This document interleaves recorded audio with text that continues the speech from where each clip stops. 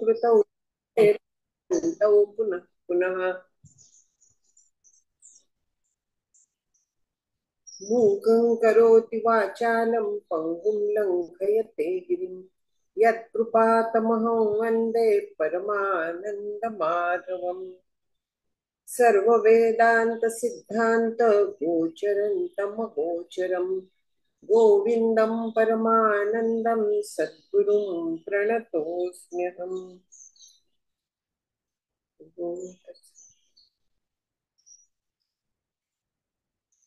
बऱ्याच काळानंतर आपण प्रवचन मला घेतोय. मला तरी असंच वाटतं की बराच काळ लोटला. तर विषयाचं आपण जरा बघूया काय चाललेलं आहे. विषय जो चालला होता तर तो अर्थातच ब्रह्मज्ञान परिपूर्ण कसं होईल त्याच्यासाठी अहंकार लयाचा बराचसा विचार झाला. वैराग्याचा वगैरे जसा झाला त्याप्रमाणे अहंकार कसा घालवता येईल त्याचा विचार आपण बराच काळ केला. आणखी त्याच्यासारखं दुःखाला कारण तो आहे. अहंकारातनं बाकी सगळं जन्माला येतं. अहंकाराच्या बॅकग्राऊंड वरती मी अमुक आहे त्याच्यावरती मग काम क्रोध सगळे. त्यामुळे अहंकार हा अत्यंत बेस पहिल्यांदा निर्माण होतो आणि शेवटी जातो. त्या अहंकाराच्या बद्दल सांगितलं होतं की अहंकार हे जेव्हा लीन होतं तर त्यावेळी त्याला अद्वैतानंदाचा अनुभव येऊ शकतो आणि तो आल्यानंतर दुःखाचा लेश सुद्धा शिल्लक राहत नाही. दृश्य असून नसल्यासारखं सगळं होऊन जातं. बाहेरचं पण आणि आतलं पण. बाहेरचं म्हणजे ईश्वर रचित सृष्टी ज्याला म्हणतात. पंचदशीत 2 सृष्टी सांगितल्या. एक ईश्वर रचित सृष्टी आणि दुसरी जीव रचित सृष्टी. ईश्वर रचित सृष्टी म्हणजे जी ईश्वरा पूर्ण पंचमहाभूतात्मक निर्माण केली ती माझ्या देहासह. ही सगळी ईश्वर रचित सृष्टी आहे.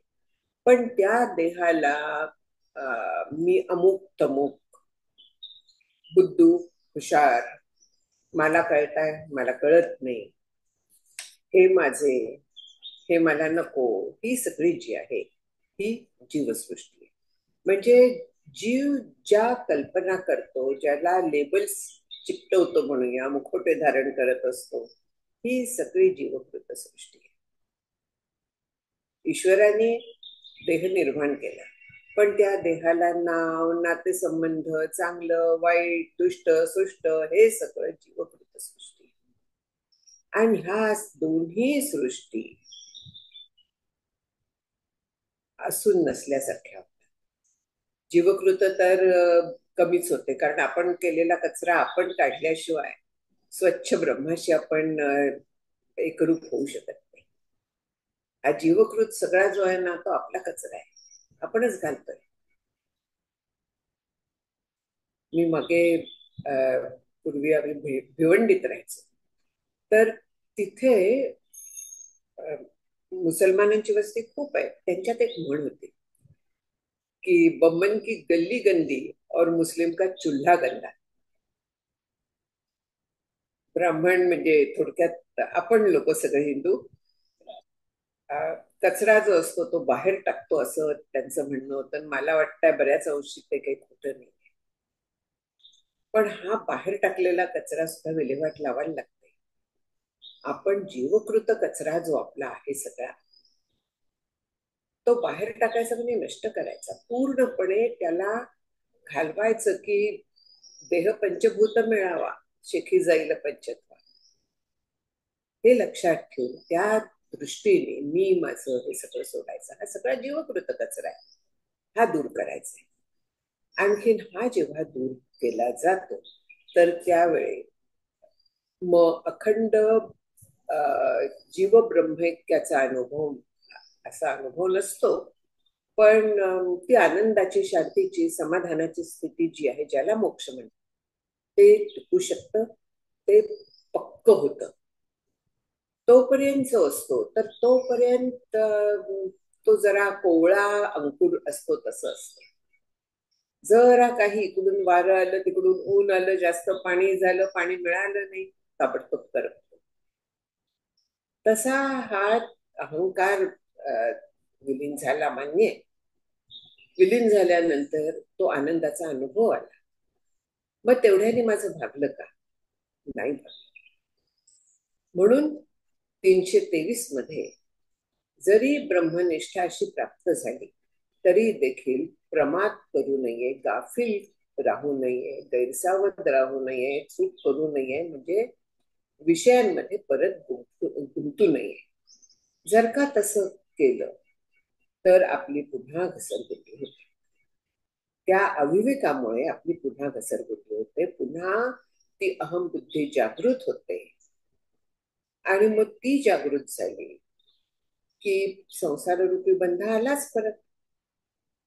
द्वैत, दुःख ही सगळी परत आलीच. जेव्हा अहमबुद्धी, मी देह आहे, अशा पद्धतीने बुद्धी जेव्हा आपली जागृत होते तर त्यावेळेस हे सगळे पाठोपाठ आलेच. कारण तोच मुख्य बंध आहे. हे आपण गेल्या वेळी 324 मध्ये बघितलं.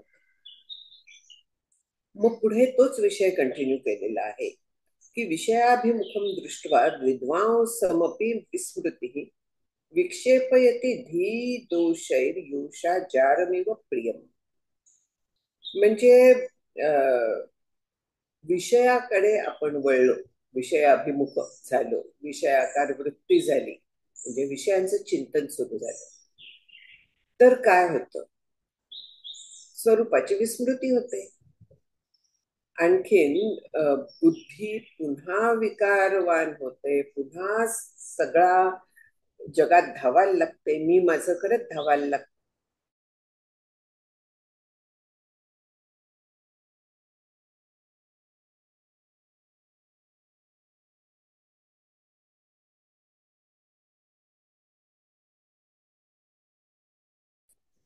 इथे अशा पद्धतीचं उदाहरण मुद्दाम घेतलं, कारण जेव्हा ह्या वासना बलवान होतात तेव्हा त्या व्यक्तीला दुसरं काही सुचत नाही.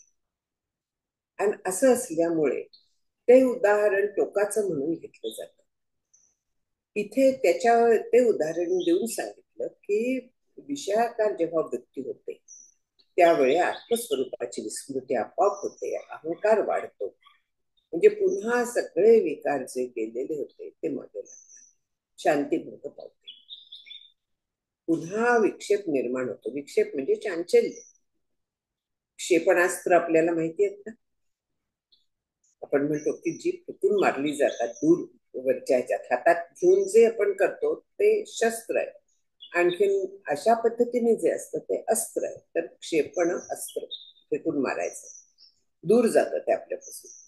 तसं विक्षेप जो आहे तर विशेष पद्धतीने अगदी आपलं मन इकडे तिकडे इतक्या वेगाने धावतं, भिन्न भिन्न गोष्टी निर्माण करतं, भेद निर्माण करतं, त्यामुळे भेदाला देखील विक्षेप म्हणतात.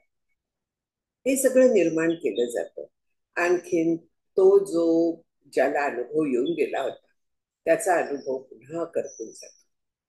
त्या विषयांच्या नादाच्या मुळे त्याचा अहंकार, पुन्हा सगळ्या वासना हळूहळू पुन्हा जागृत व्हायला लागतात. उदाहरण दुसरं दिलंय की यथा प्रकृष्टम शैवालम क्षणमात्र न तिष्ठती आवृणोती तथा माया प्राज्ञम वापि परांगमुखम. ज्याप्रमाणे पाण्यावरती शेवाळ असतं बघा, ते शेवाळ हाताने दूर केलं, कशानेही दूर केलं की ताबडतोब पुन्हा ते एकत्र होतं. फार वेळ ते पाण्याला अनावृत्त राहून देत नाही. पूर्वी सज्जनगडवरती स्नानाचं तळ म्हणून एक आहे समर्थन, तर तिथे कपडे धुवायला जायची पद्धत होती. नळ जेव्हा वरपर्यंत म्हणजे होते, पण कपडे धुवायला तिथेच जायची पद्धत होती. आणखीन तिथे शेवाळ असायचं खूप वेळा, तेव्हा हा अनुभव पक्का घेतलेला आहे. शेवाळ दूर करायचं, तेवढ्या पुरतं पटकन कपडा भिजवून घ्यायचा, तोपर्यंत शेवाळ पुन्हा जागेवरती, पुन्हा ते दूर करायचं. म्हणजे ह्या पद्धतीने ते करायला लागायचं सतत सतत. तसं आपल्याला अहंकाराला सतत लक्ष द्यायला लागतं, जागृत असायला लागतं. आपल्याला ते विस्मरण होऊन चालत नाही. ही सारखी जागृती, म्हणून सावध साक्षेपी आणि दक्ष. सातत्य, पुन्हा पुन्हा तिकडे जाऊन द्यायचं नाहीये मनाला, पुन्हा अहंकार येऊन द्यायचा नाहीये, बलवान होऊन द्यायचा नाहीये. हे आपल्याला अतिशय सावधता लागते आणि त्या सावधतेत सातत्य लागते. तसं जर का केलं तर जमून जातं, मग दृढता येते. हा कोवळा अंकुर आहे, तो पटकन जातो, पण वृक्ष जेव्हा होतो तेव्हा थोडासा वारा जास्त जोराचा आला त्याला काही होत नाही. कुठे पाऊस खूप पडला त्याला काही होत नाही. आणि म्हणून मग एकनाथ महाराज म्हणतात की तो विषयावरी जरी लोळे तरी विषयांचे निमेळे मानस न बुधून मिळे तयाचा.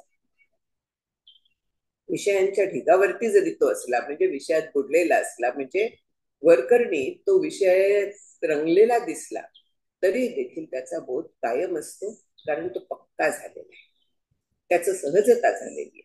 पण हे जे चाललेलं आहे हे श्री गुरु आपल्या शिष्याला समजावतायत. अहंकार लय त्याचा झाला, त्यातला अनुभव आला, पण तो अनुभव दृढ व्हायला पाहिजे ना, तो कोवळा आहे अजून. म्हणून सावधपणा हा अत्यंत महत्वाचा आहे, हे श्री गुरु त्याला सांगताय. की शेवाळ जसं दूर होतं तसं जर का तू विषयांच्या विचारात परत गेलास तर तू पुन्हा खाली घसरशील, तू राहणार नाहीस. परत एक उदाहरण दिलंय की लक्ष्यच्युतम चेद्यति चित्तम ईशद बहिर्मुखम सन्निपते ततस्ततः प्रमादतः प्रच्युत केली कंदुकः सोपान पंक्तौ पतितो यथा तथा. चुकून हातातनं चेंडू पडला, मी वरच्या मजल्यावरती पोचले होते, आता चेंडू होता. आता मी चेंडूशी खेळणार आहे का? मला वाटत नाही आता चेंडूशी खेळेल, पण नाखुंडांच्यासाठी नेला असेल माहित नाही, पण वरती मी चेंडू घेऊन गेले. आता हा चेंडू जो होता, हात थरथरतात, हातातनं खाली पडला, तो पडला, तो जिन्याच्या पायरीवर पडला. आणि मग पुढे काय होणार आहे? तो चेंडू गडगडत गडगडत एका पायरीवरनं दुसऱ्या पायरीवर, दुसऱ्या पायरीवरनं आणखीन खालच्या पायरीवर करत करत पुन्हा तळाला पोचणार. त्याप्रमाणे जर का असा गैरसावधपणा आपल्या साधनेत आला, आपल्या लक्षात आला, अनुसंधानात आला, तर चित्त ब्रह्मापासून दूर होतं, ब्रह्म विचारापासून दूर होतं, सोहम पासून दूर होतं, आणखीन बहिर्मुख होत जातं, तिथनं ते विषयात रमायला लागतं, आणखीन पुन्हा तळात जात. मग तळात गेलेलं त्याला वरती काढायला किती वेळ लागतो, किती जन्म आपण काम करतोय. तशा पद्धतीने पुन्हा वर यायला फार फार फार फार फार कष्ट पडतात. प्रणश्यती हे गीतेमध्ये सांगितलंय ना, ध्यायतो विषयान पुंसः संगस्तेषुपजायते. संपूर्ण हेच सांगितलेलं आहे की विषयांचं चिंतन केलं की त्या विषयांचा संग निर्माण होतो, संगात संजायते कामः, इच्छा निर्माण होते, तो मला पाहिजे. कामात क्रोधोभिजायते, मिळाला नाही संताप येतो. म्हणजे सगळे जे विकार आपण घालवायचा प्रयत्न केला होता विवेकाने, विचाराने, ते पुन्हा आपल्या मागे लागतात, सर्वनाशापर्यंत पोचतो. सर्वनाश म्हणजे परमार्थिक दृष्ट्या सर्वनाश. हा सर्वनाश जगाच्या दृष्टीने नाहीये, व्यवहाराच्या दृष्टीने नाहीये, पण आपल्या आनंदाच्या दृष्टीने, आपल्या समाधानाच्या दृष्टीने, परमार्थाच्या दृष्टीने ते पूर्ण खाली घसरलंय. ह्याच्यात एक एक खेळ असतात बघा, अशी उतरंड असते आता, किंवा घसरगुंडी म्हणूया. घसरगुंडीत मुलं खूप वेळा जशी घसरतात ना, तशी घसरगुंडीच्या बाजूनी वर चढायचा खेळ पण करतात.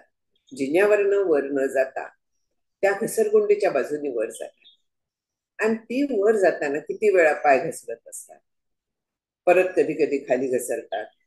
बाजूला धरायला जर का जमलं नाही त्यांना नीट, ताबडतोब खाली घसरतात.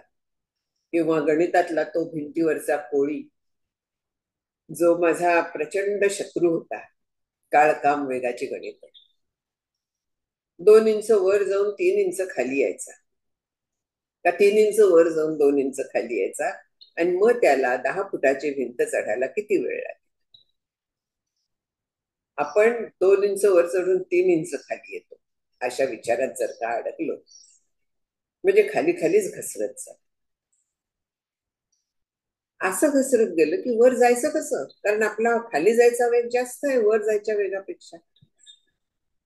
हे गणित आपल्याला सोडवता येणार नाही अजिबात. किती खाली जाऊ. पुन्हा सगळ्या नीच योनींमध्ये श्वान सुकर इत्यादी इत्यादी माहित नाही. ईश्वराच्या नियमानुसार आपण खाली जात राहू. म्हणून विषयांचं चिंतन करू नये, विषयांमध्ये अडकू नये, हे आपल्याला परत परत बजावताय. विशेष व विशचेत संकल्पयति तद्गुणान सम्यक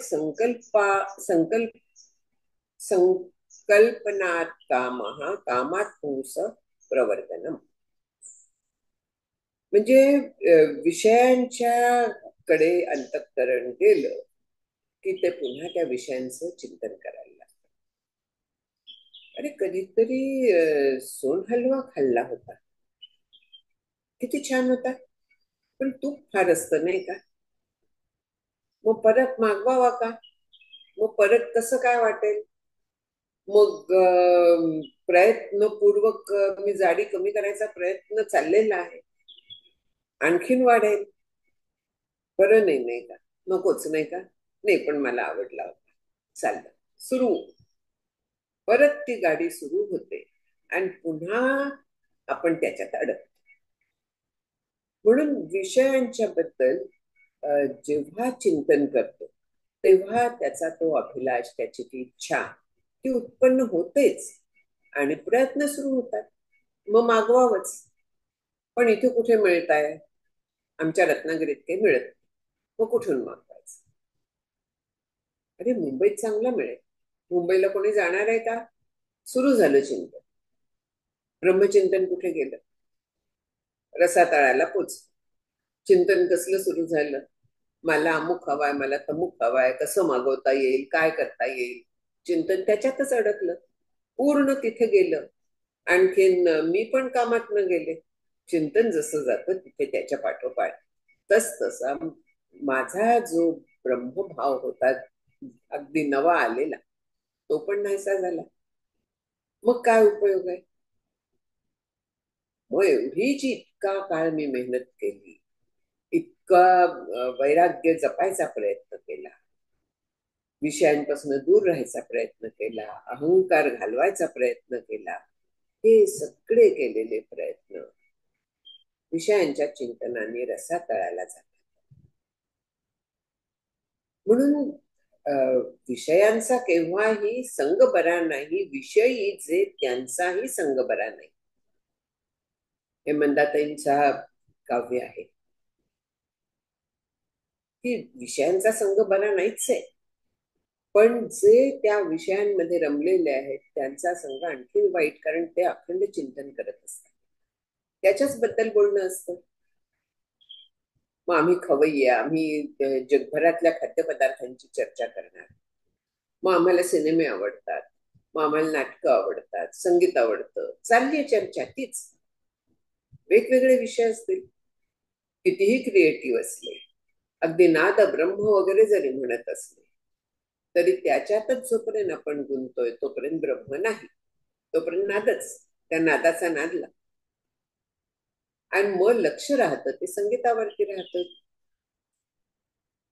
अभंग जरी अगदी लाख असून दे तरी देखील लक्ष जे राहतं ते त्या लईवरती, त्या तालावरती, त्या सुरांवरती हे लक्ष राहील. शब्दांच्या अर्थावरती किती लक्ष राहतं. सुंदर अभंग येतात, त्याच्या चालीवरतीच आपलं लक्ष जातं. दुसरं कोणी म्हणत असताना चुकला, अरे हे असं नाही म्हटलेलं, हे चुकतोच तू, म्हणजे लक्ष कुठे राहिलं. शब्द तेच आहेत ना, शब्दांच्या अर्थाकडे लक्ष नाही राहत. नाद ब्रह्म म्हणतात ती गोष्ट पूर्ण वेगळी आहे. तिथे अ, एकतानता जमते, सहज जमते. पण याचा अर्थ ती ब्रह्मरूप झालो असं नाही होत, ते दृढीकरण झालं असं नाही होत त्याचा अर्थ. म्हणून कुठलेही विषय जे आहेत तर त्याच्याबद्दल संकल्प परत करायला लागलो, पुन्हा चिंतन केलं की त्याच्याबद्दलची इच्छा वाढायला लागते आपली. आणि ती इच्छा वाढायला लागली की कधीतरी वाटतच मग की नाही, आपण परत जाऊया, परत ऐकूया, पुन्हा अमुक करूया, तमुक करूया. आणि त्याचं चिंतन सुरू होतं. मग हे कसं करायचं, त्याच्याबद्दल कृती केली जाते. ही घसरगुंडी फार पटकन होते. वर चढायला नेहमी वेळ लागतो बघा, खाली यायला वेळ नाही लागत. वर चढायचे कष्ट होतात, खाली काय गुरुत्वाकर्षण आहेच ठेवलेलं, त्यांनी पटकन खाली घसरायला होतं. कारण इंद्रिय आपली बहिर्मुख केलेली आहेत ब्रह्मदेवाने. आणि ही बहिर्मुख असल्यामुळे सहज प्रवृत्ती त्यांची बाहेर आहे. त्या सहज प्रवृत्तीच्या विरुद्ध आपल्याला साधनेत जायला लागतं. म्हणजे जितकी जास्त महत्वाची गोष्ट असते ना, जितकी किमती गोष्ट असते, त्याला तेवढंच मोल पण द्यायला लागतं ना. किंमत त्याची चुकवावीच लागते. हिर्याचं मी कुडी करायला गेले, मी कुड्यांवरतीच थांबते, माझी धाव कुंपणापर्यंतच आहे. मी आणखीन काय नेकलेस वगैरे तिथपर्यंत विचार सुद्धा नाही आला डोक्यात. ती करायला गेले, किती मला पैसे मोजायला लागतील, कित्येक लाख. मोत्यांची करायला गेले, काही हजारात काम होऊन जाईल. चांदीचं घ्यायला गेले, काही शे मध्ये काम होऊन जाईल. नाही, आता हजारातच लागतं ते पण, पण कमी लागतं. म्हणजे ज्या मोलाची वस्तू असेल तसं त्याला आपल्याला दाम मोजायला लागतं.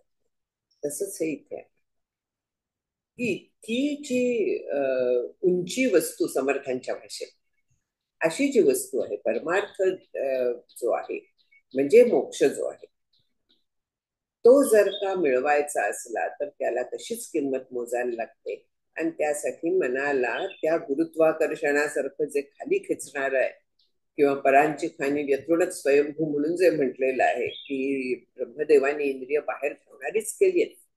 पण कश्चित धीर हा प्रत्यगात्मानमैक्षत आवृत्त चक्षु, म्हणजे डोळे बंद करणं, म्हणजे इंद्रिय सगळी ताब्यात ठेवणं, आणखी इंद्रिय ताब्यात ठेवणं, मन ताब्यात ठेवणं, तो त्या प्रत्यगात्म्याशी एकरूप होतो.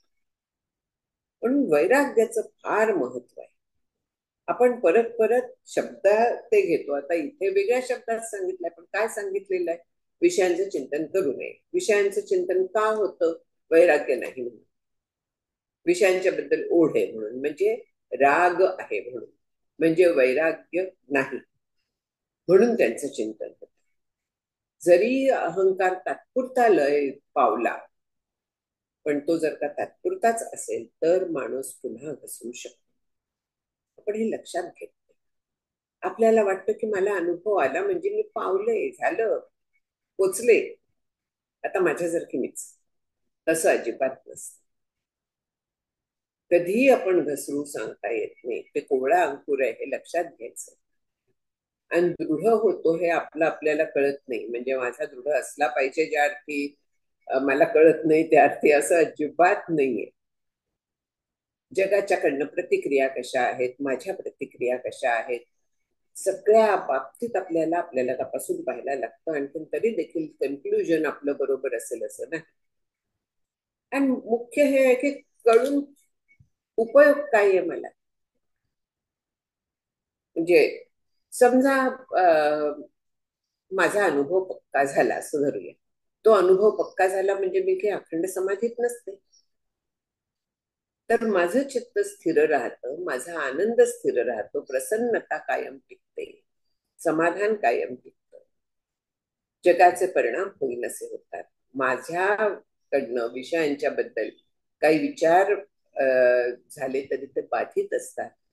त्याच्यातनं काही मिळेल न मिळेल त्याचं काहीही प्रश्नच राहत नाही तो काही. प्रारब्ध बळाने एखाद्या विषयाची इच्छा होऊ शकते, पण ती पूर्ण नाही झाली तरी त्याचं काहीही वाटत नाही, कारण त्याच्याहून कितीतरी जास्त पटीचा आनंद त्याच्यात राहत असते. पण हे कळत नाही. सगळ्यात गंमत ती आहे की हे झाल्याचं आपल्या लक्षात सुद्धा येत नाही, इतकं ते सहज प्रोसेस होत. म्हणून जर आम्ही आत्मपरीक्षण केलं, मला वाटलं की आता मी पहिल्यासारखी रिॲक्ट होत नाहीये हे जगाच्या याला, किंवा कोणी बोललं तर म्हणजे मी पोचले असले पाहिजे. अजिबात हे कन्क्लुजन काढायचं नाही. आपल्याला अत्यंत मिसलिडिंग आहे. चुकीच्या याला जाऊन बसवेत आपण, सेल्फ सॅटिस्फाईड असे उगाच होऊन राहू. आणि असे जर का झालं तर आपल्या प्रगतीचा मार्ग मिळतो. आणि यासाठी आपलं परीक्षण करावं अजून व्हायला हवं.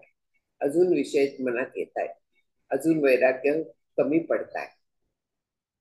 आपल्याला थोडं खालच्या बाजूलाच विचार केलेलं जास्त सेफ असतं.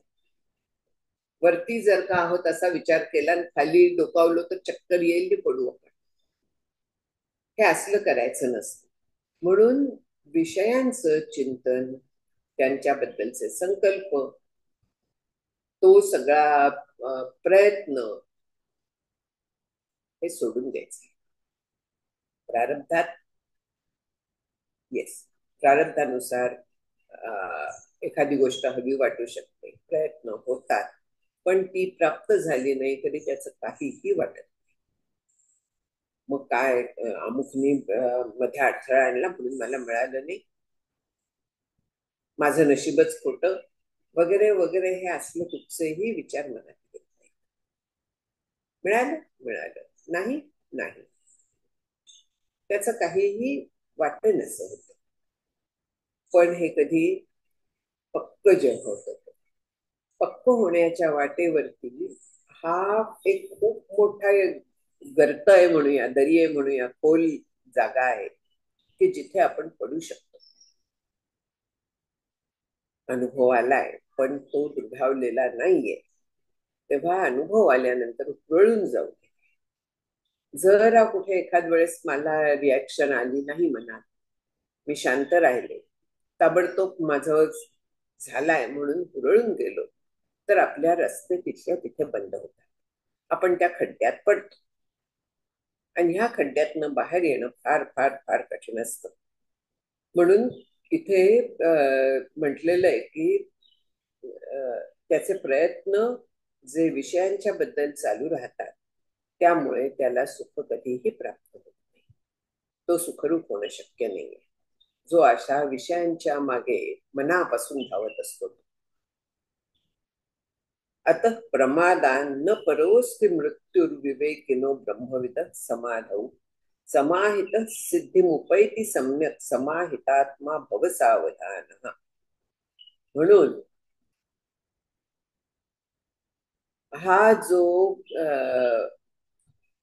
ब्रह्मवेत्ता म्हटलेला आहे त्यांनी, ब्रह्मवेत्ता म्हणजे परोक्ष ज्ञान तर त्याच चांगलं आहे, अपरोक्ष अनुभव सुद्धा त्याला येतोय, त्यामुळे त्याला ब्रह्मवेत्ता म्हटलेलं आहे. पण अशा ब्रह्मवेत्याला तो अजून विवेक वगैरे साधन करतोय, अजून तो सावध आहे. त्याच्या बद्दल असे जर का त्याच्या हातून प्रमाद झाले, म्हणजे तो आत्मविमुख झाला, म्हणजे त्यांनी स्वतःच्या विचाराकडे, स्वस्वरूपाच्या विचाराकडे, आत्मतत्वाकडे पाठ केली, तर दुसरं काहीही तसं नाश करणार नाही. स्वतःच स्वतःच्या पायावर धोंडा पाडून घेतला असं जे म्हणतात ना, ते होतं. असा जो एकचित्त खरा होतो ना, तो जीवन मुक्तावस्थेला प्राप्त होतो म्हणून म्हटलंय. जो ब्रह्मनिष्ठ होतो, म्हणजे निष्ठ म्हणजे निश्चयेनं तिष्ठती, डळमळीत नाहीये, ते जेव्हा पक्क होतं तर तेव्हा तो जीवन मुक्ती सुखाला प्राप्त होतो. तोपर्यंत नाही. जोपर्यंत डळमळीत असतं तोपर्यंत तळ्यात मळ्यात चालू असतं. खेळ खेळायचो ना, ऊन सावली, तळ्यात मळ्यात वगैरे, एकदा इकडे एकदा इकडे. तळ्यात जर का असलं तर तळ्यात मी उडी मारल्याबरोबर मला पकडायला धावायचे. ताबडतोब मी मळ्यात यायचं, म्हणजे जी रेष असेल त्याच्यातनं. किंवा ऊन सावली, मग सावलीच्या जागा शोधायच्या, उन्हाच्या जागा शोधायच्या. त्याप्रमाणे तो खेळ चालायचा. तसा आधी खेळ चाललेला असतो. आणखीन जेव्हा ते पक्क होतं, पूर्ण समाहितात्मा म्हटलेलं आहे. समाहित म्हणजे एकत्र केलेलं, म्हणजे पूर्णपणे निष्ठा त्याची झालेली आहे, पक्की झालेली आहे, असा जेव्हा होतो, तर तेव्हा तो सिद्धिमुपैती. तेव्हा त्याला खरोखरी तो एकाग्रचित्त होतो, खरोखरी तो त्या ब्रह्मभावाला प्राप्त होतो, जीवनमुक्ती सुखाला प्राप्त होतो. म्हणून हा आत्मविमुखता म्हणजेच जगाच्या बद्दल विचार करणं. आत्मसन्मुख म्हणजे स्वतःच्या स्वरूपाबद्दल विचार आला, आणि आत्मविमुख म्हणजे जगाच्या बद्दल विचार झाले. असं जेव्हा आपण करतो, तर त्यावेळी त्याच्यासारखा आपल्या विवेकाचा आणखीन आजवर जे कमावलं ते म्हणूया, त्याचा नाश करणारा दुसरा शत्रू नाही. म्हणून फार सावध राहावं. आणि तसं जर का सावध राहिलं तर जीवनमुक्तीचा सुखाचा अनुभव येतो. आणि म्हणून तिथे सांगतायत की भवसावधान हे शिष्या, तू समाहितात्मा म्हणजे सम्यक पूर्णपणे अगदी चित्त एकाग्र कर, आळस बाजूला टाक. आळस जो असतो कसला, सावधानता जी आहे ती प्रत्येक बाबतीत आहे. इथे आळस असा अर्थ घेतलेला आहे. सावधान आपल्याला किती ठिकाणी राहायला लागतं परमार्थात.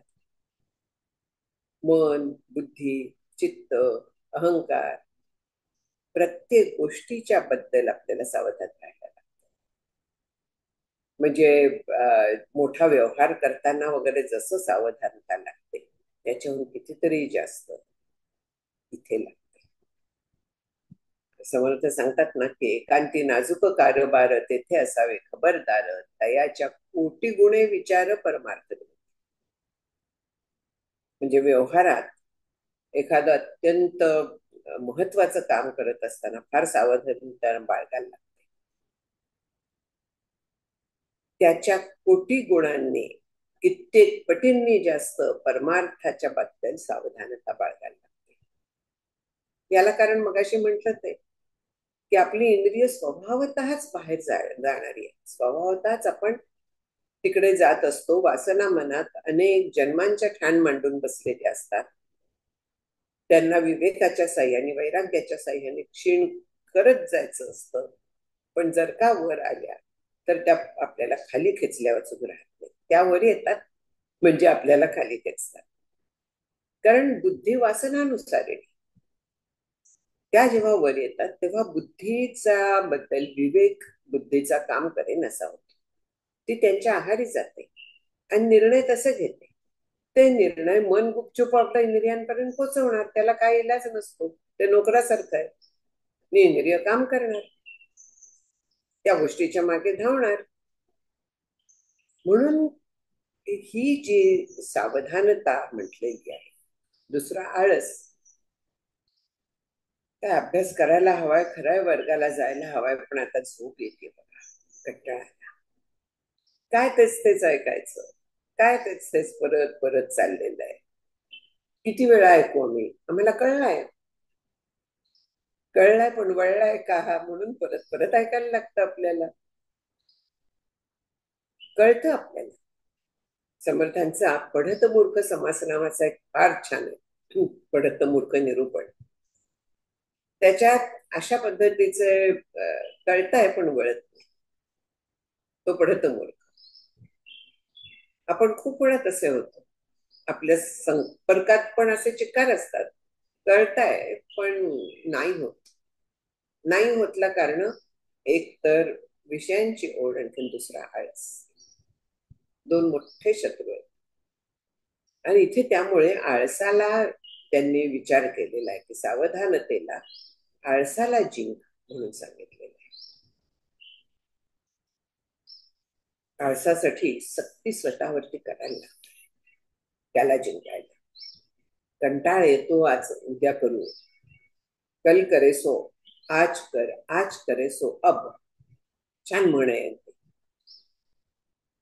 उद्या करीन म्हणून टाकलं की गेलं ते आजच करायला. आज करायचंय, आत्ता कर की, उठ आणि कर. ह्या पद्धतीने जर का आपण गेलो ना तर व्यवहारात देखील फायदा होतो आणि परमार्थात देखील फायदा होतो. नेहमीचा अनुभव येतो की आपण मुलांना सांगतो की अरे हे काम कर, हा करतो ना, अरे केलंस का, मी करतो ना, जागसा हलत नाही. आणि मग विसरून शेवटी आपण तो तिथेच बसलेला असतो ना, आपण कंटाळून काम करून टाकतो. आपलं मन तसंच वागत असतं. हो, वाचायचा आहे, अभ्यास करायचा आहे, हो प्रवचन ऐकायचं आहे, हो ध्यानाला बसायचं आहे, बशीन ना, मी बशीन म्हंटल ना, आत्ता नाही थोड्या वेळाने बशीन. तो थोडा वेळ कधी उगवतच नाही. मन असंच असतं. एकदा ते त्या आळसात म्हणा किंवा बाहेर जे काय उद्योग करत असेल, लॅपटॉप वरती असेल, नाहीतर मोबाईल वरती असेल, नाहीतर आणखीन कुठे असेल, त्याच्यात ते गुंतून राहिलं की इकडे त्याचं दुर्लक्ष होणारच आहे. कारण इथे वैराग्याची अपेक्षा, इथे विषयांपासून दूर जायची अपेक्षा. जितकं कॉन्सन्ट्रेशन त्या व्हॉट्सअप आणखीन युट्यूब आणखीन त्या सगळ्यांमध्ये केलं जातं, तसं जर का कॉन्सन्ट्रेशन परमार्थ ग्रंथात किंवा ते ऐकण्यात आपण केलं, ध्यानाच्या वेळेस केलं, तर आपण कधीच जाऊ, कधीच पोचता येईल. वेळ नाही लागत मग. सावध साक्षेपी आणि दक्षता या तत्काळची मोक्ष. तत्काळ, तत्काळ म्हणजे विदिन 2-3 years म्हणूया. इतकं शक्य येते जर का आपण त्याच्या मागे हात धुवून लागलो तर. पण आपण हात धुवून जे लागतो ना, ते विषय मिळवायच्या मागे लागतो. परमार्थाच्या मागे तसं जर का आपण लागलो तर वेळ लागत नाही. ह्या जन्मात कोणालाही हे शक्य आहे. पण तेवढं आपलं सातत्य राहत नाही, तेवढा आपला आत्मप्रेरणा म्हणूया किंवा तेवढी ओढ आपल्याला वाटत नाही. ओढ वाटते ती विषयांच्याकडची वाटते. आणि म्हणून विषयांच्या बद्दल आपल्याला इतक्या वेळा सांगितलं, इतक्या वेळा सांगितलंय की बस. सतत सांगतायत आपल्याला की ब्रह्मवेत्यासाठी हा सगळ्यात मोठा प्रमाद आहे, आत्मविमुख होणं. जो ब्रह्म जाणतो परोक्षतेने, अपरोक्षचा पण अनुभव आलेला आहे, मान्य आहे, सगळं मान्य आहे, पण घसरायला वेळ लागणार नाही. खूप सावध करतायत आपल्याला. किती त्याच्यासाठी श्लोक आचार्यांनी खर्ची घातलाय, किती तरी घातलेले आहेत की ह्या आत्मविमुखतेहून दुसरा नाश करणार काहीही नाही, ह्या शब्दात इथे म्हटलेलं आहे. विषयांच्या नादी लागणं हे आत्मविमुख होणं आहे आणि ते निश्चितपणे नाश करतं. तत स्वरूप विभ्रंशो विभ्रष्टस्तु पतत्यथः पतितस्य विनानाशम पुनर्नारोप इक्ष्यते. म्हणजे असा ब्रह्मनिष्ठेबद्दल प्रमाद म्हटलेला आहे. प्रमादचा अर्थ काय पाहिला होता आपण. प्रमादचा अर्थ असा होतो की जवळजवळ कळत असताना आपण चूक करतो, माहिती असतं पण तरी देखील आपण तसं वागतो, त्याला प्रमाद म्हणतात. मोठी चूक असते ते कळताय मला नाही जायचं पण तरी पण मी गेले, हा प्रमाद आहे. स्वरूपनिष्ठेबद्दल ते विसरून जगातल्या गोष्टींचा विचार करणं हा प्रमाद आहे. कारण मला माहिती आहे हे करणं बरोबर नाहीये, तरी मी करत जाते आणि पुन्हा पुन्हा करत जाते, पुन्हा पुन्हा करते. आज केलं चुकलं परत नाही करणार, हं परत तेच ये रे माझ्या मागल्या चालू असतं. ती बाहुली असते ना, त्याच्या असं त्याचा तळ असतो तो गोल असतो आणि त्याच्यात काहीतरी वजन ठेवलेलं असतं. इकडे केली परत जागेवर आली, अशी केली परत जागेवर आली. तसं आपल्या मनाचं चालतं की त्याला प्रवचनाकडे नेलं, आलं पुन्हा विषय, इकडे ध्यानाकडे नेलं, आलं विषय, वाचनाकडे नेलं, विषयात आलं. या पद्धतीने ते डोलतच राहतं, स्थिर राहत नाही. आणि ते स्थिर करणं हे फार फार फार महत्वाचं असतं. सुरुवातीला जर का त्या बाहुलीच्या डोक्यावरती दुसरं काहीतरी वजन ठेवलं तर ती तशी राहील. दृष्टांत एकदेशी असतो, इथेच सोडायचा. कारण ते वजन काढल्याबरोबर ती बाहुली पुन्हा वर येणार आहे, तिच्या तळामध्ये वजन असल्यामुळे. तसं आपण हे जे वजन आहे हे शिफ्ट करून या बाजूला घ्यायचं, परमार्थाच्या बाजूला घ्यायचं. आणि मग विषयाच्याकडे गेलो तरी परमार्थाच्याकडे आपण परत जाऊ, बरोबर उलट करून घ्यायचं. पण त्याच्यासाठी विचार, विवेक हे सतत लागतं. हे सतत जर का आपण करत राहिलो तर अशा पद्धतीने उलट होणं शक्य आहे. जगात अखंड विषयाची चर्चा चाललेली असते, विषय दिसत असतात, पण त्या सगळ्यात जर का आपण सत तत्व बघायला लागलो, चित तत्व बघायला लागलो, एखाद्या गोष्टीतनं मला आनंद मिळतो, तिथे ते तत्व बघायला लागलो. विषयातनं मिळतोय न विचार करता ते आनंद हे माझं स्वरूप आहे, तो आनंद प्रकट झालाय असा का नाही आपण विचार करू शकत. म्हणजे आत्म अभिमुख असं आपण राहू, विमुख नाही राहत. आत्म्याकडे आपला चेहरा राहील सतत, म्हणजे अनुसंधान राहील. विषय दिसतोय ना, दिसतोय म्हणजे आहे ना, म्हणजे सत्तत्व आहे त्याच्या मागे म्हणून तो आहे. दिसतोय म्हणजे कळतोय, म्हणजे चित्तत्व आहे म्हणून मला कळतोय. कुठच्याही पद्धतीने आत्मसम्मुख राहायला पाहिजे. तसाही विचार, माझ्या मनात विचार येत आहेत, कोणाच्या सत्तेवरती येत आहेत, कोणाच्या सत्तेवरती मी बोलते, ते चैतन्य तत्व आतमध्ये आहे म्हणून मला बोलता येत आहे, म्हणून ऐकता येत आहे, म्हणून इंद्रिय काम करतायत.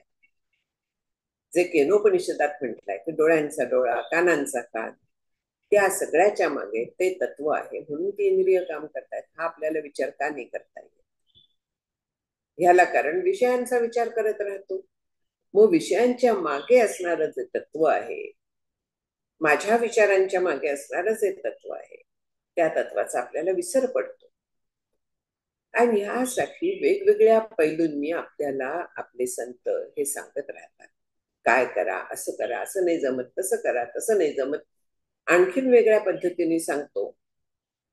किती पद्धतीने आपल्याला सांगितलेलं आहे सगळ्या संतांनी, ते आत्मसम्मुख राहण्याच्या दृष्टीने सांगितलेलं. वेगवेगळ्या मार्गाने आपण तिथेच संपूर्ण त्याच्या भोवती गोल फिरा, हरकत नाही. कितीही फिरलं तरी हरकत नाही, त्याच्या भोवती फिरा, पण लक्ष तिथे असून दे. लक्ष बाहेर ठेवून तिकडे धावायचं नाही. याला धारणा म्हणतात. त्याच्याच कडे लक्ष देऊन बाकी फिरत राहायचं अनेक ठिकाणी. विषय चालू आहेत, सगळं चालू आहे, पण मनात त्याचं चिंतन पाहिजे.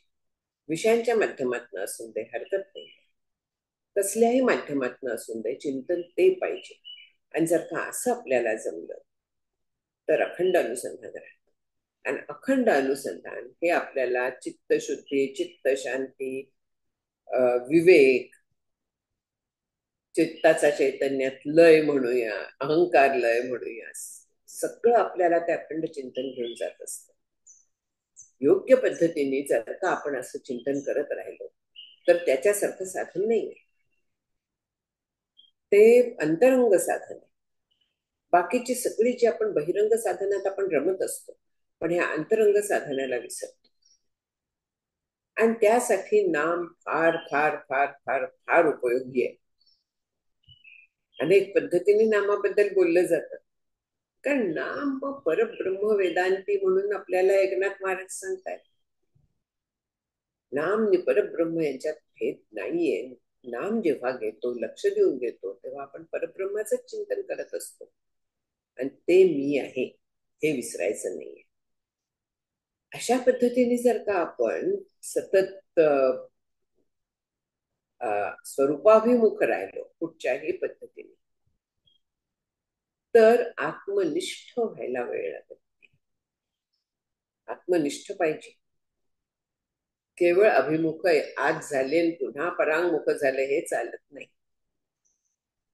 म्हणजे तसं होतच, चालवायलाच लागतं, पण त्याने तोटा होतो. आणखीन परत परत आपल्याला मनाला खेचायला लागतं. जितकं आपण सैल सोडू ना, तितकं ते खाली घसरत जात. जसं परमार्थाच्या बद्दल म्हणतात की थोडीशी त्याची चव मिळाली त्या आनंदाची, ते वेळी देखील माझे सुख ते तुले आरोजक विषयी होईल. पुणे वय हुन जैसे शशिबिंब दिसे दिसे हारपता अवसे नाहीसे होईल तैसे भोगा माझून निघता चित्त मज माझी रिगता हळूहळू पंडू सुता मीची होईल. हे या बाबतीत सांगितलंय. पण इथे मीच झालेला जो आहे, स्वरूप प्राप्त झालेला जो आहे, त्यांनी पुन्हा विषयांची चव घेतली की हळूहळू हळूहळू पुन्हा विषयांच्या मागे जातो. उलटी प्रोसेस. आणखी घसरायला वेळ लागत नाही. ध्यानाच्या ह्याच्यात मोठके निमिषभरी दे तू जाय म्हटलेलं आहे. ते निमिषाचा हळूहळू वाढत जातो, पण इथे क्षणात आपण बाहेर पडतो. म्हणून अतिशय सावध आपल्याला राहायला लागतं. प्रमादात अजिबात जाऊन चालत नाही. ह्याच्यावरती बघा ना किती श्लोक आचार्यांनी खर्ची केलेले आहेत. म्हणजे त्याचं किती महत्व आहे हे आपल्याला लक्षात येतं. आत्मज्ञानाची हानी असा शब्द वापरलेला आहे त्यांनी. स्वरूप विभ्रंशो विभ्रष्टस्तु पद्धती अधा, खाली घसरतो. अधा खालती भ्रष्ट झालेला असतो. आणि तो किती खाली घसरतो, तर ज्या खालच्या योनी आहेत मगाशी म्हटलं तसं नरक वगैरे देखील इतका तो खाली घसरू शकतो. मग असा जो याचा नाश झालेला इतक्या खालच्या लेवलला जो घसरलाय, त्याला किती वेळ लागेल परत वर यायला? पुन्हा सुरू अगदी भिंतीच्या तळापासून वर चढणं. इथे तर म्हटलंय त्यांनी की तस्य विनानाशम पुनर न आरोह इक्षते. त्याचा पुन्हा वर चढणं आम्ही पाहिलेलं नाहीये. म्हणजे या जन्मात शक्य नाही, आम्ही पाहिलेलं नाही. अर्थ ह्या जन्मात परत तो वरती जाणार नाही जो इतका खाली घसरलाय. तो काय आशीर्वाद दिलाय. जसा आमच्या श्री गुरूंनी आशीर्वाद दिलाय ना की जे कौटुंबिक सिरियल बघतात टीव्हीवरती, त्यांना या जन्मात तरी मोक्ष मिळणार नाही. त्यांना या जन्मात नाही त्यांनी म्हटलेलं, त्यांना कधीही मोक्ष मिळणार नाही म्हटलेलं आहे.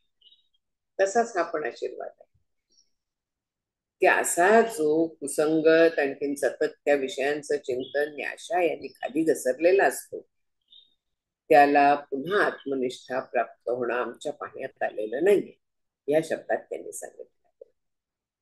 म्हणजे ते किती कठीण आहे. यासाठी वर जर का आपण आलेलो असलो, जर का आपल्याला ही आवड उत्पन्न झालेली असली, तर आणखीन वर जाण्याचा प्रयत्न सोडायचा नाही. वर पोचलो असं जरी आपल्याला वाटलं तरी प्रयत्न सोडायचा नाही. प्रयत्न अखंड करत राहायचे, अखंड करत राहायचे. पोचलो वाटलं तरी प्रयत्न सोडायचे नाही. या मार्गीचा कापडी महेश अजूनही म्हणून म्हटलेलं आहे.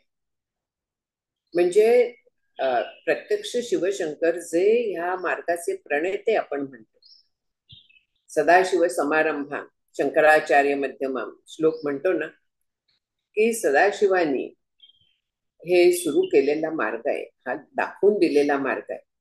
पण त्यांनी जरी तो दाखवलेला असला तरी देखील तेही अजून देखील नामस्मरण करतायत. या मार्गीचा कापडी महेश अजून, म्हणजे या मार्गावरती चालणारे ते आहेत. कसा आहे हा मार्ग? असा आहे की मी पोचलो म्हणून इथे सोडायचं नसतं साधन, घसरगुंडीचा संभव असतो. यासाठी तेवढी दृढता आपली आलेली नसते. म्हणून सावध राहून आपण आहोत ते तरी ठिकाण सांभाळायला लागतं. एक किल्ला जिंकलाय, हातातनं तो जाऊन देऊ नये. त्याच्यासाठी पुरेस लढाई करावी. ती लढाई आपल्याच मनाशी असते. आणि ही मन आणि बुद्धीमधली लढाई फार कठीण असते. सगळ्यात कठीण लढाई ही आहे. परमार्थातलं काठिण्य जे आहे ना ते इथेच आहे, बाकी काही नाही. मी परब्रह्म आहेच, काही प्रॉब्लेम नाहीये. पण ते कळत नाहीये. आणखीन कळलं तरी वळत नाहीये, वळलं तरी टिकत नाहीये. प्रश्न तिथे येतो. हा इथे आपल्याला प्रश्न परत परत सांगतात. छान 330 ला पोचलोय, आकडा चांगला आहे. आपण इथेच थांबूया आज. पुढे आणखीन जात नाहीये, कारण पुढे आणखीन संकल्पाच्या बद्दल वगैरे आहे विषय. तो सुरू आहे. तिथे श्रुतीचं प्रमाण देखील त्यांनी दिलेलं आहे. तेव्हा आता 330 लाच थांबूया आपण. हे प्रश्न असले तर विचारू शकतो.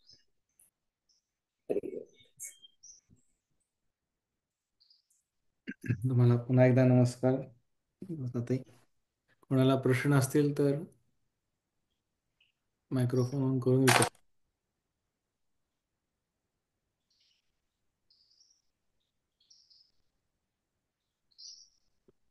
सर्वांच्या खूप परिचयाचे श्लोक होते म्हणून बहुतेक आचार्यांनी सर्वांचे परिचयाचे अनुभव सांगितलेले आहेत. आचार्यांना माहिती आहे आपण काय आहोत ते.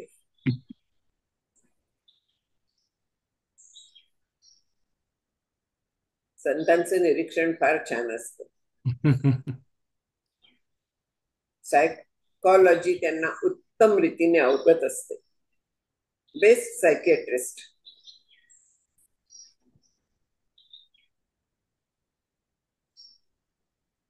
अजून हे प्रमादाचे कारण अजून सांगू शकाल का? प्रमादाच्या मागे कारण असतात जे प्रमाद कारण विषयाची ओढ. मगाशी म्हटलं ते बहिर्मुख इंद्रिय.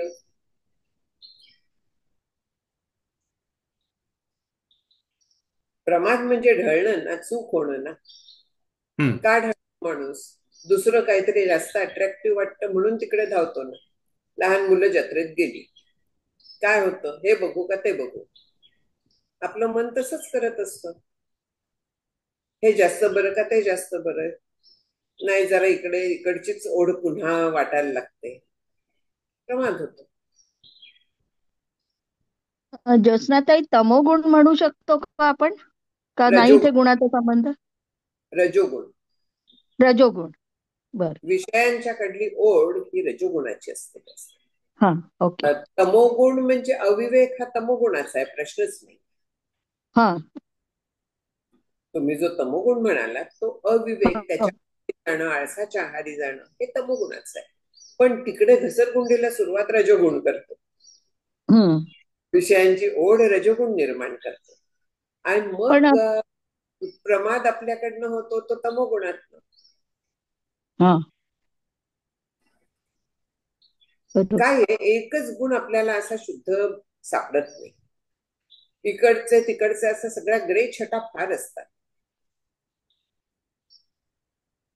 क्षणभरात रजोगुण, क्षणभरात तमोगुण, आळस आला, क्षणभरात प्रमाद घडला, क्षणभरात पुन्हा विषयात गेलो, पुढल्या क्षणी पुन्हा परमार्थाचा अनुसंधान सुरू झालं. हे चालूच असतं. आपल्याला टिकायचं आहे ते सत्वगुणाच्या ह्याच्यात टिकायचं. हो, ओके, छान. तुमची दृष्टांत मला आवडला, तो बाहुलीचा. खाली जड,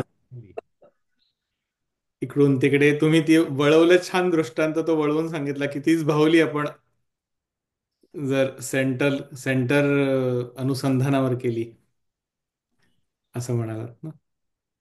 अजून एक दृष्टांत तुम्ही म्हणाला की एक किल्ला जिंकल्यावर लगेच आपण शांत होतो, तर त्याच्यासाठी तटबंदी काय करायची मग?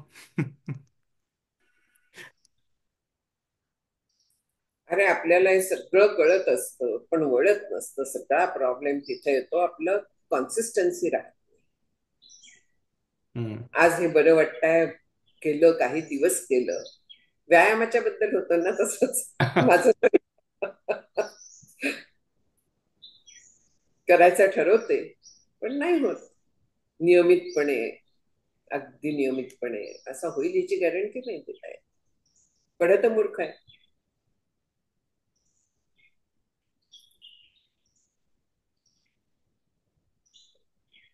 कळत असतं आपल्याला की हे असं होतंय, एक्झॅक्टली तोच प्रमाद. पण तरी तरी सुधरत नाही असं.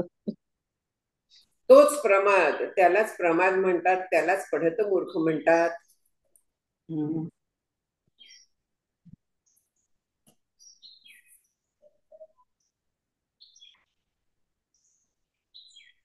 आणखीन काही चला प्रश्न? थांबूया. हं? नाही, सॉरी, बोल. नाही नाही, काही अजून काही प्रश्न आहेत का विचारत होतो. हम्म. मावशी, हं? काका हे पण म्हणतात ना की एकदा आलेला अनुभव तो कधी जात नाही, तर मग तो पढत मूर्ख म्हणजे नरकापर्यंत कसा पोहोचतो असा प्रश्न पडला. विषय जर का तेवढं चिंतन गेला तर अनुभव तिथेच राहतो, आपण घसरतो.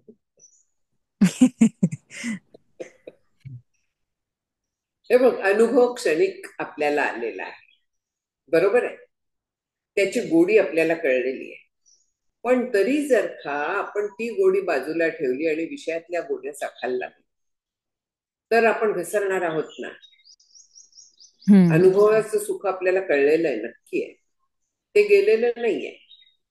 पण तरी देखील आपलं मन जर का विषयांच्या ओढीने घसरलं, विषय ओढी भुलले जन, तुकाराम महाराज म्हणतात, त्या ओढीने जर का आपण पुन्हा घसरलो तर परत त्या परमार्थाची, हो असा अनुभव आला होता खरा, परत केलं पाहिजे, पण तरी पण विषयात बुडलेले राहतो.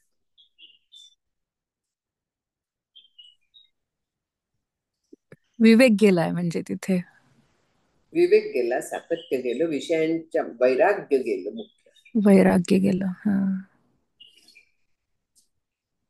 इथे 300 वैराग्य. श्लोक असं उत्तर आलंय ना त्यांचं, की इथे घसरगुंडी सांगितली आहे की त्यांनी संकल्प हो, संकल्प होतो, मग पुढे संकल्पाचं चिंतनात जेव्हा रूपांतर होतं तेव्हा करेक्ट. संकल्प चिंतन केल्यामुळे पुढे गडबड होते, मग धावायला लागतं. म्हणजे तिथे चिंतन थांबावं हे त्याचं उत्तर आहे.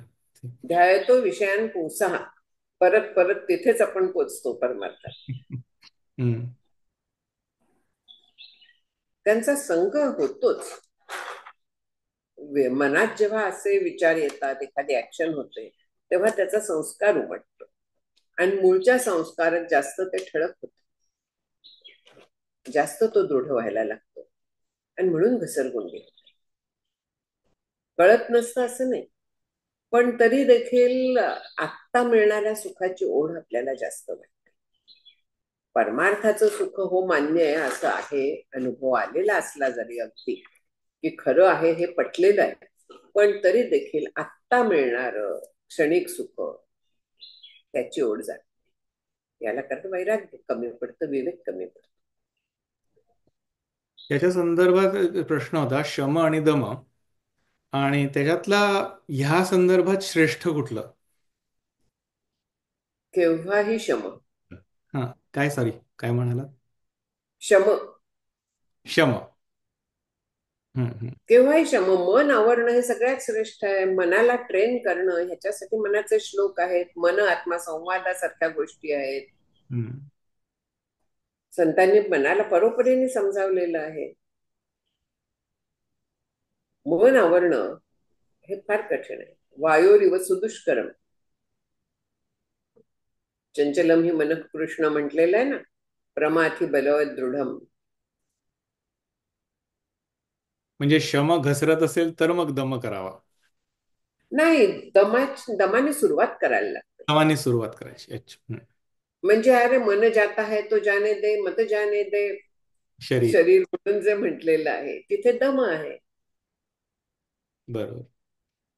कारण मन एकदम आवरता येत नाही. इंद्रियांची कुसमुस मोडे हे जे म्हटलंय की इंद्रियांना थांबवायची सवय करायला लागते. म्हणजे मनाला मग जरा पिळदार होतं मन, त्याच्यासाठी सगळी व्रत आहेत.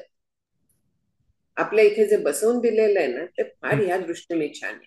की व्रत वैकल्य म्हणा किंवा उपास तापास, हे जे सगळं सांगितलेलं आहे ना, तर हे आधी इंद्रिय आवरण्याच्या दृष्टीने, इंद्रियांच्या बरोबर मनाला पण थोडी मुरड घालण्याच्या दृष्टीने ह्या सगळे उपाय आपले ह्या पद्धतीने सांगितलेले आहेत. म्हणजे गृहस्थाश्रमात राहून वानप्रस्थाश्रमाकडची ही वाटचाल आहे. एक अर्थ काय पाप करणे.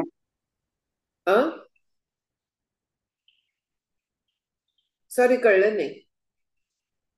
नाही, कुणाचा चुकून अनम्यूट झाला होता. अच्छा अच्छा. ज्योत्स्ना ते हम्म. नमस्कार. कधी कधी कधी असं वाटतं मला की तुमच्या जी अगदी साधी इच्छा असेल, उदाहरण म्हणून सांगते, आईस्क्रीम खायचं आहे मला, तर त्या आईस्क्रीमचा विचार करत बसण्यापेक्षा आईस्क्रीम खाऊन टाकलं की संपलं. राईट. म्हणजे पुन्हा पुन्हा नको असं. Absolutely right. हम्म. खा मेल्या. कोकणी भाषेत सांगितलं. बरोबर आहे. परत गडबड करून प्रमादचा एक अर्थ त्रास नको तुझा, या हा. त्याला देऊन टाकायचं. प्रमादचा एक अर्थ पाप करण्याची इच्छा असं पण होतो, पण मग होतो का? पण तो होतं. इथे नाही येणार. हा. हे शेवटी स्वरूपाच्या पासून दूर जाणं हे पापच आहे. त्यालाच पाप हा. म्हणतात खरं. हम्म. म्हणजे एखादी गोष्ट कळत असताना पण ती करणं, ह्याला खरा प्रमाद म्हणतात. हा. केवळ पाप नाही तर हो. हे चुकीचं आहे, माहिती आहे, पण तरी देखील ज्यांना मी अधर्मम नच मे निवृत्ती हा. प्रमाद. बर. माहित असून तसं करणं चुकीचं आहे. हा मेन अर्थ. ओके. हा मुख्य प्रमाद. हो. हा. हातात चुका घडतात, प्रमाद केला हम्म. जातो.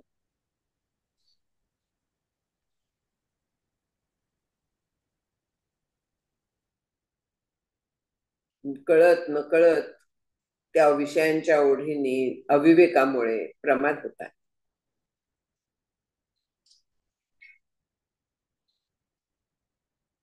मुळात परमार्थाच्याकडे जाणं, कुठलीही गोष्ट त्या तिथे नेणारी जी असते तर ती पुण्य असते, आणि त्याच्यापासून लांब नेणारी जी असते ती पाप असते.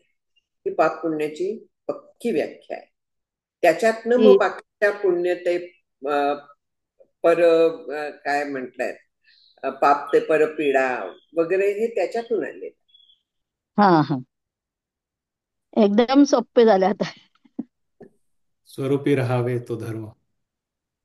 हम्म.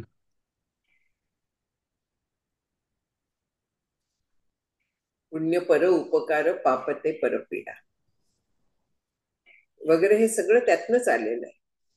कारण परपीडा केली की आपण स्वरूपापासून दूर जातो. उपकार केले तरी देखील जाऊ शकतो, जर का त्याचं चिंतन केलं तर. म्हणून सावधता लागते. कर्तव्य म्हणून केलं, आपण स्वरूपाकडे जातो, पण मी केलं घसरतो. हे सगळा बॅलन्स सांभाळणं थोडस कठीण असतं, कसरत असते. आणि म्हणून क्षुरस्स धारा म्हणून म्हटलेलं आहे की वस्त्राची धार असते ना, त्याच्यावरनं पाय न कापून घेता चालणं, असा हे सगळे विचारणी हा सगळा मार्ग आहे म्हणून कठोपनिषदात म्हटलेलं आहे. पण तरी सुद्धा शक्य असतं. पायाच्या भोवती थोडस कवच घालता येतं आपल्याला काहीतरी, म्हणजे विवेक, वैराग्य, मग जड नाही जात.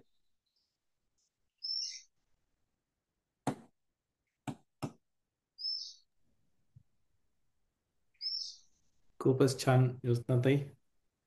तुम्हाला पुन्हा एकदा तुमच्या चरणी अष्टांग नमस्कार करतो. शेवट घेऊ. ओके.